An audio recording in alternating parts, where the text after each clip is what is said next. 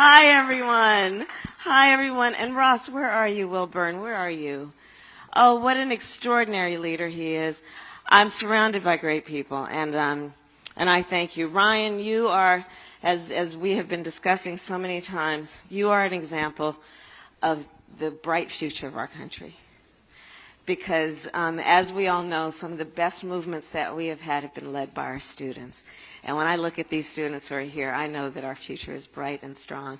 So thank you, Ryan. Thank you, everyone, for being here. Thank you. And I thank you for taking the time. It's so great to be back in Ames, and I thank you for taking the time on this Sunday afternoon to spend your time here when there are many other things you could obviously be doing. So let's get right into it, and I want to just share with you some of my thoughts and observations about things, and then we're going to pass around the microphone because I really want to hear from you. So let's start with this. I know that these last 2.5, 3 years have been difficult. That it's the range of emotions, from disappointment to depression to anger and grief and fear that we've all experienced. I know that over the last couple of years, many of us have found ourselves throwing objects at that inanimate object called a television, going through individual and group therapy about it all. But I want us to remember that there is nothing by way of progress that we have ever achieved as a country that came without a fight. That came without a fight. Anything that has been about social justice, civil rights, progress, it all came through because we're up for a good fight. We were born out of a good fight. We believe in fighting for the best of who we are as a country. And so I say that to remind us that we are up for this. We are up for this. We are prepared for it, and we are up for this, which is to fight for this country we love and believe in. And so that's how I think about this moment. And I'll tell you, I was born a daughter of fighters. My parents met when they were active in the civil rights movement in the 1960s, when they were students. My sister and I, we joke, we grew up surrounded by a bunch of adults who spent full-time marching and shouting for justice, right? In fact, the heroes of that movement included the great lawyers, Thurgood Marshall, Charles Hamilton Houston, Constance Baker Motley, these individuals who understood the skill of the profession of law to translate the passion from the streets to the courtrooms of our country. And the work of reminding folks of that promise we articulated in 1776. That, of course, we are all and should be treated as equals. And that's actually why I wanted to become a lawyer. And after law school, my mother asked me, and my mother raised my sister and me, and she said, okay, Kamala, what are you going to do in your fight for justice? And I told her I decided I was going to become a prosecutor. Because I said, you know, I want to be in the business of defending and supporting the most vulnerable among us. And I also want to be inside of the system that often has not always resulted, can you hear me? Has not always resulted in justice for everyone, and in that way needs to be reformed. So I decided to become a prosecutor. And I will tell you, from the first day that I walked into a courtroom, and every day after, my first words when I walked into that courtroom were Kamala Harris for the people.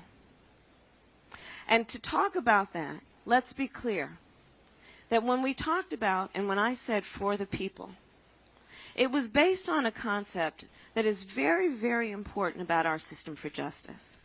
The point being this, that when we talk about for the people, it is understanding that a harm against any one of us is a harm against all of us. For the people. When I stood there for the people, it wasn't about people based on race or gender or party affiliation or geographic location or what language their grandmother spoke. It was for the people, all people. And it was in the name of the people that as a young prosecutor, I specialized in child sexual assault cases and crimes against women because I knew that they deserved dignity in that courtroom. They deserved a safe place to go, and they deserved that they would have the strength of someone standing with them in spite of someone else who said you're all alone and no one may believe you. It was in the name of the people that as the elected district attorney, the first woman elected district attorney in the state of California, well, in San Francisco, and the first woman of color in the state of California, 40 million people, that I stood for the people and said that we need to end the system of mass incarceration in a way that we understand the war on drugs was an abject failure, and for that reason I created one of the first in the nation initiatives around young men mostly who were arrested for drugs and getting them jobs and counseling. And you best believe when I did that back in the dark days of the early 2000s, I was elected in 2003, there were all kinds of folks who said, what are you doing? You're supposed to be locking people up, not letting them out. People would say to me, why are you giving them a job? I need a job. Why are you giving it to them? And I said, because we need to redirect how we've been thinking about these systems. It was in the name of the people that as the Attorney General of California, and when elected, I was elected as the first woman in the state and the first woman of color in the country at the time. And that was the work of standing for the people and in the name of the people against the 5 big banks of the United States. To say that that behavior they were engaged in, that was about targeting people for predatory lens, the behavior they were engaged in that resulted in robo-signing foreclosures without doing the due diligence to determine whether families deserved to keep their homes or not, that it was in violation of the law. And when we took them on, let me tell you, there were plenty of people that said, Kamala, that will be the end of your career. You can't go against the big banks of the United States and get away with that. But in the name of the people, and because it was about protecting homeowners and protecting the very kinds of families that I grew up with, that we were able to get $20 billion for the homeowners of California. In the name of the people. And so I stand before you, Ames, in the name of the people, prepared to defeat Donald Trump.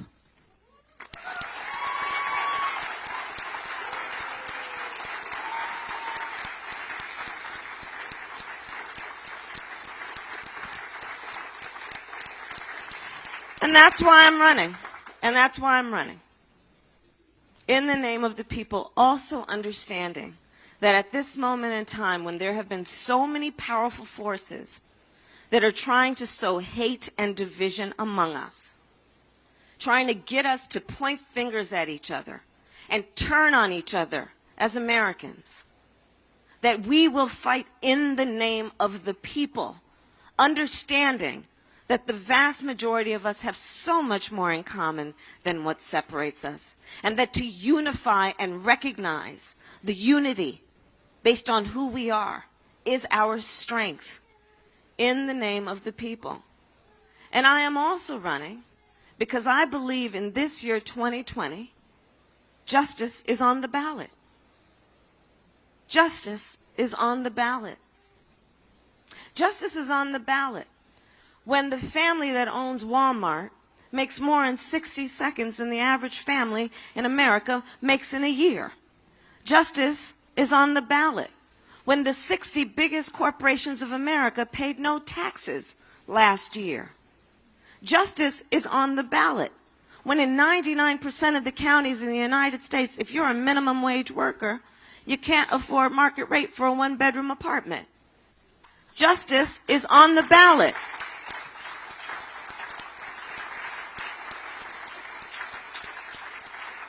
Justice is on the ballot when we look at the fact that in the next 12 years, if we do nothing about this climate crisis, it will be to our collective demise, and we will have failed our children.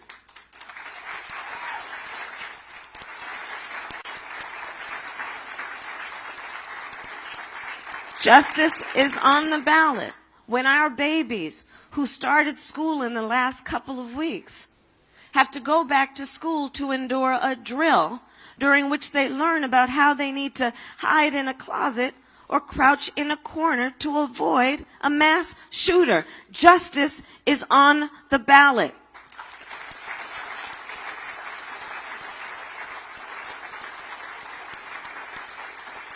And justice is on the ballot when we have a crook in the White House.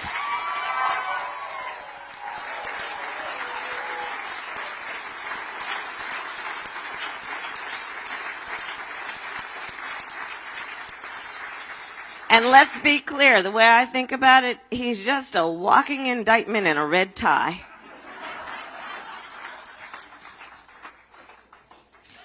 So, justice is on the ballot. And here's the thing. Let's be clear about something about Donald Trump. He sold people out.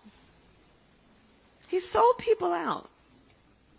He made, people talk about it as betrayal. He sold people out because he came in office making all kinds of promises to a lot of people. He said to working people, from farmers to auto workers, I got you. I see you. I care about you. I'll take care of you. And then what do? He passes a tax bill benefiting the top 1% and the biggest corporations of America. Yes, to the point that last year 60 of the biggest corporations paid no taxes. What did he do? He engages in so-called trade policy based on a tweet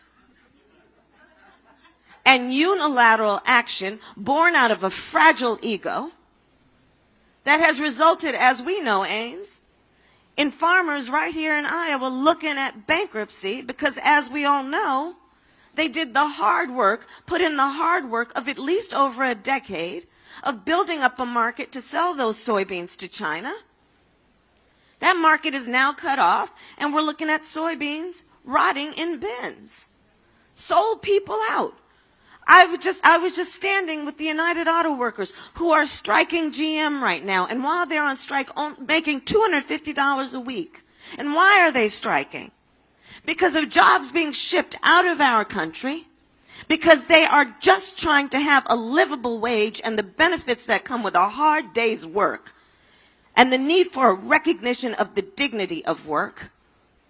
We are looking at the fact that because of the so-called trade policy, 300,000 jobs in our country have been lost. He sold people out. Dude gotta go.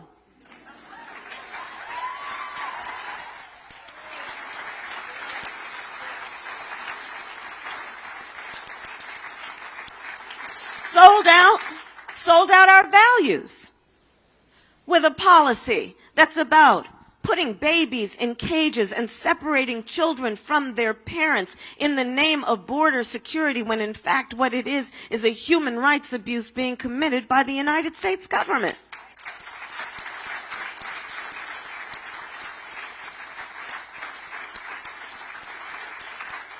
Sold out our values while he's been fanning the flames of hate and xenophobia. People ask me after the tragedy, the massacre in El Paso, and they asked me, well, do you think he's responsible? And I said, look, he obviously didn't pull the trigger, but he's certainly been tweeting out the ammunition. Dude gotta go.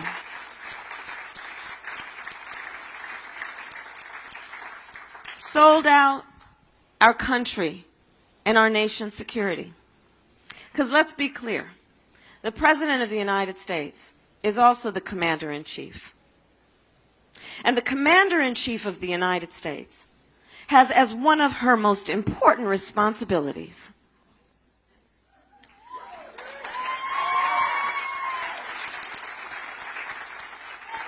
the responsibility of concerning herself with the security of our nation and homeland. But what have we seen in the current Commander-in-Chief? Someone who, on the fact of Russia's interference in the election of the President of the United States, prefers to take the word of the Russian president over the word of the American intelligence community. On the subject of an American student who was tortured and later died, prefers to take the word of a North Korean dictator over the word of the American intelligence community. On the subject of a journalist who was assassinated, a journalist who had American credentials, prefers to take the word of a Saudi prince over the word of the American intelligence community. We need a new commander-in-chief.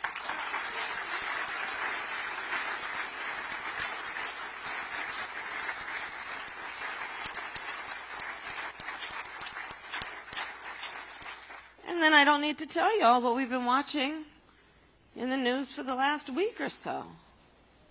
I mean, you know, yes, so my background is as a prosecutor, and I'm going to tell you something. I can recognize a confession when I see one.